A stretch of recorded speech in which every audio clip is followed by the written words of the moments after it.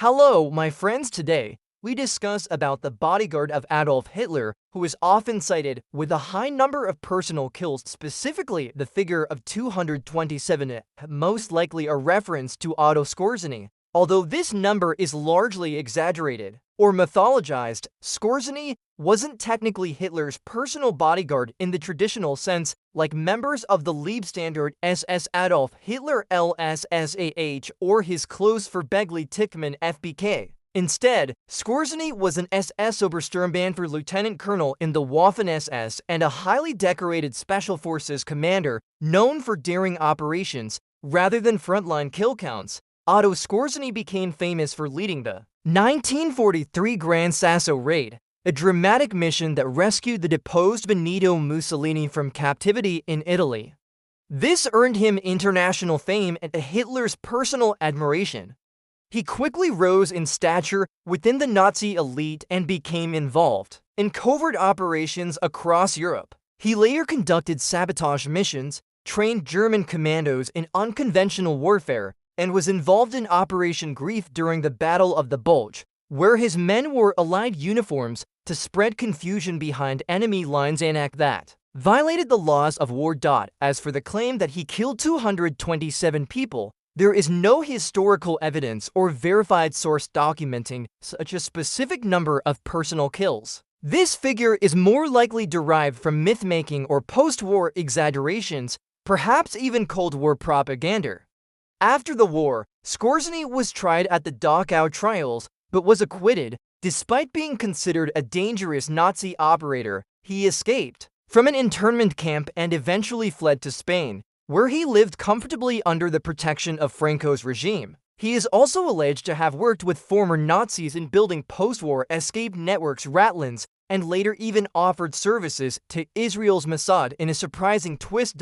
If we consider Hitler's closest bodyguards, men like Rockus Misch's telephone operator and bodyguard, or Bruno Gesch, commandant of the FBK, they were not frontline combatants or assassins. The Leibstandard SS, which began as Hitler's personal guard regiment, certainly participated in many brutal operations and war crimes during the war. Units within it, like SS troops at Oradour-sur-Glane, were responsible for civilian massacres, but individual kill counts like 227 are speculative and not officially recorded. The mystique of a bodyguard who personally killed 227 people is likely more fiction than fact trapped up in Nazi propaganda, post-war myth, or wartime exaggeration. In serious historical documentation, such claims require verified combat reports or post-war testimony, which simply do not exist in this case. The mythology surrounding Hitler's inner circle often blurs fact and fiction, especially when it comes to the personal exploits of men like Otto Skorzeny, members of the Leibstandard SS Adolf Hitler, and other SS figures. The story of a bodyguard who single-handedly killed 227 people feeds into the legend building that was common both during the Third Reich and afterward. As authors and filmmakers dramatized Nazi characters for effect, the Leibstandard SS Adolf Hitler LSSAH was originally founded as Hitler's personal bodyguard unit, but expanded into a full Waffen-SS division that fought on multiple fronts. It was heavily involved in some of the most brutal actions of World War II, including massacres and reprisal killings, especially on the Eastern Front and during the invasion of France and the Low Countries.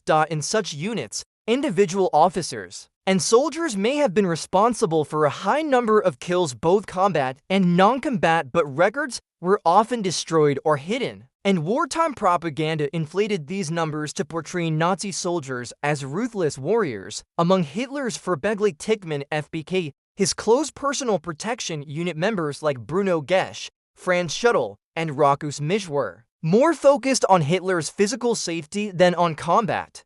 Misch, for example, remained loyal to Hitler until the end, staying in the Four bunker during the final days of Berlin and even claiming to be one of the last people to see Hitler alive. Yet none of these men are known for personal kill counts or acts of extreme battlefield violence. Otto Skorzeny remains one of the most infamous figures due to his flamboyant post-war life.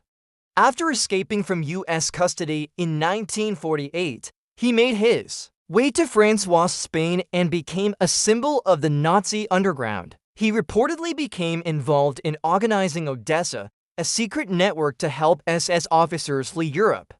He lived openly, maintaining business and military contacts, and was even employed by regimes in Egypt and Argentina as a military advisor. Ironically, in the 1960s, Israel's Mossad recruited Skorzeny to infiltrate German scientists aiding Egypt's missile program. He agreed, perhaps out of fear for his life or for financial gain, and allegedly assisted Mossad in assassinations. As for the alleged 227 kills, it's important to highlight how such claims are often recycled by conspiracy theorists, war enthusiasts, and some neo-Nazi sympathizers. There is no reliable record, even in the most detailed SS archives, of a confirmed Nazi bodyguard or officer who was credited with that exact number of personal kills. Unlike Soviet snipers or US sharpshooters, where individual kill counts were sometimes logged, the Waffen-SS and Nazi security services didn't typically publicize individual tallies unless it served propaganda. In the end,